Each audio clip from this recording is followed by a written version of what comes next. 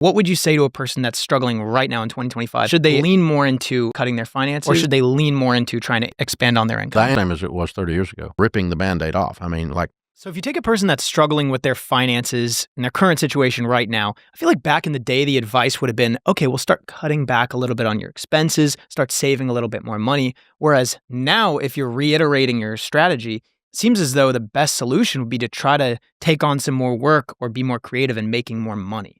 So what would you say to a person that's struggling right now in 2025? Should they lean more into cutting their finances, or should they lean more into trying to expand on their income? Oh, the answer is the same as it was 30 years ago. Both. Yeah. In the old days, we would just say, go deliver pizzas, which now is DoorDash or whatever, right? But we say, go to Papa John's. They'll hire you if you can breathe and you bathed and maybe bathed. And, and you can deliver pizza, right? And when you go to the front door and people ask how you're doing, say better than I deserve, because that way they might know that you're listening to this show. That's why you're working an extra job. They'll give you extra tip. And so use the code. And so get your income up. Yeah. And cut your expenses. And the same thing's true today. Get your income up, cut your expenses. The difference is that if you are a teacher, there's no reason you should do DoorDash. You should do online tutoring at $50 an hour. And you can set it up in about 45 minutes. And if you want to get your income up. I mean, it's just, if you've got a PhD in something, on online classes, you can make seriously good money as your side hustle, And so you've got, again, the world that we live in today just gives you so much ease of entry into things. You don't have to get in your Chevy Chevette and deliver a Papa John's. There's a lot of stuff you can do to get your income up temporarily with an unreasonable number of hours and an unhealthy work-life balance temporarily, because you have an unhealthy freaking mess you created and you've got to dig out of it.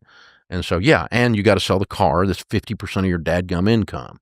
And so, and you got to not go on vacation, and you don't need to see the inside of a restaurant unless you're working there until you get this stuff straightened out. So yeah, you got to do both. You got to get your income up and your out go down. And that's called margin. And the more extreme you do that, the more margin you'll have, and the less time you'll spend in hell, the faster you'll get out. So I recommend ripping the Band-Aid off. I mean, make your broke friends think you've joined a cult. I mean, go bananas for a short period of time. That intensity gets you out so much faster than trying to wander out. Let's say you seize control of a person's life that's not doing great financially. They're a little confused, a little lost. Maybe let's just say they're 25 years old. This is not supposed to be me. I'm 26 for the record. Not so Jack. This is someone else, and they're not pleased with where they're at. What exactly would you do? Would you be like, okay, get a job, work 80 hours, find a girlfriend you want to make your wife, find a local church? What would be like the actual directional things that you would tell them to do? My friend Henry Cloud is writing a book right this second on a concept he's taught for years called figure out what your desired future is, and then reverse engineer out of your desired future. This is where I want to be, and this is where I am. Then if where I am is not where I want to be, what must be true that's not true now for me to get there? And so that will lead you then to the tactical things that you're pointing to once you solve that. What must be true for me to be the 10-year from now version of me to have this net worth, have a career that looks like this, a spiritual walk that looks like this, a physical condition that looks like this, a relationship with good friends, high quality relationships, and possibly even one of those being your life mate, your partner, your wife. What does the perfect version of 10 years from now look like, and then reverse engineer what must be true to get there. And so if I want a robust spiritual walk, yeah, that'd be involved in, if you're Jewish, you'd head off to the synagogue. If you're Christian, you'd head off to a good church. Or if you're not anything, head off to a good church and figure it out, right? And be forewarned, there are people in those churches that aren't perfect, but that's why they're there too.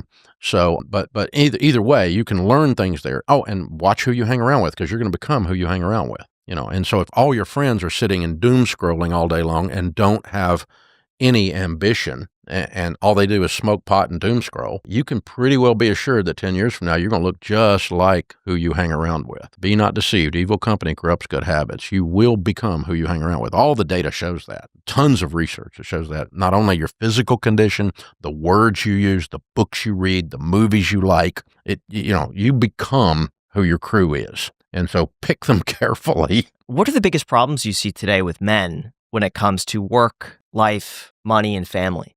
Men have been devalued and trivialized and been the villain or the clown of everything for good 20 years. You don't see a TV commercial where the dad is the hero. He's an idiot. Or a sitcom where the dad is the hero. He's an idiot.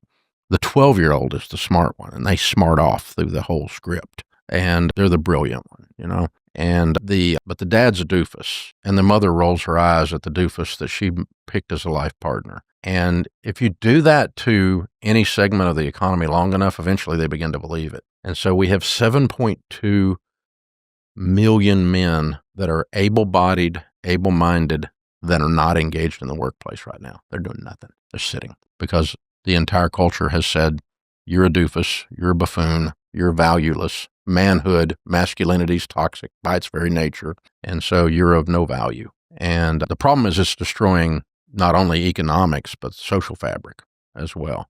Because we do know the data on kids, particularly daughters, the cues they take from their dad are devastatingly impactful, good or bad. And so an engaged dad who builds confidence and gives their daughter hugs growing up until she leaves home, and even after she leaves home, builds a confident daughter, a daughter that is not sexually promiscuous, a daughter that finishes college, a daughter that will not be victimized in the marketplace. That comes from their dads. The data shows that. And so when the dad is not engaged, it's horrible for the social fabric. And it messes with sons too, but it's a different thing. The father wound on the sons is different, and it's very real. But economically speaking, what we're doing is we've got 7.2 million of these guys doing nothing, zero. They're being supported by a disability check, and they're not disabled, but they signed up and claimed disability. They're being supported by their girlfriend, their mother. They're being supported by something else. They are not generating an income in the marketplace. And so their personal dignity has just eroded. And to get those people back re-engaged, if we open up a whole bunch of factories in America because manufacturing comes back to America with this Trump stuff, I don't know who's going to be in there working. I don't think those guys want to go back in there. I think they have gotten pretty comfortable sitting on their couch and lost hope. And so we've got to say, okay, being male is not evil. Being male is not necessarily holier either, but it's not evil. And it is different than being female. And it is a thing. And ladies can produce wonderful, creative things and wonderful incomes in the economy. And so can gentlemen. And so, let's go be gentlemen and ladies, and let's go do the best things we can for our society, for our culture, our community, and each other, and get re-engaged and quit telling everybody that the worst possible thing you could be is a white guy. It's like the worst human on the planet in America. It's the only one in America that no one takes up for.